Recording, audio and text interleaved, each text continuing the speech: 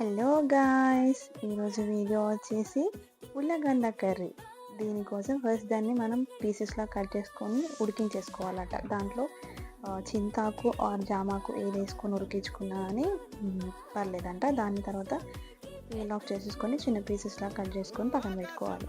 తర్వాత ఒక కడాయి తీసుకొని దాంట్లో ఆయిల్ ఏసేసుకొని ఆనియన్స్, మిర్చి, అల్లం వెల్లుల్లి పేస్ట్, తగినంత సాల్ట్ ఏసేసుకొని పసుపు వేసేసుకొని ఈ పులగంత పీసెస్ వేసేసుకొని ఫ్రై చేసేసుకోవాలి. దాంట్లోనే చిల్లీ పౌడర్ వేసేసుకొని బాగా ఫ్రై చేసుకున్న తర్వాత టామరిన్ సిరప్ పోసేసుకోవాలి తగినంత.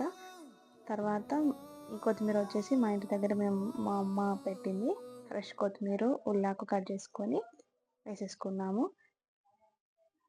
ఇది చాలా బాగుంటుంది. ఈవెన్ ఫిష్ కర్రీ కంటే చాలా టేస్ట్ ఉంటుంది. మీరు ట్రై చేయకపోతే ట్రై చేయండి. బాయ్.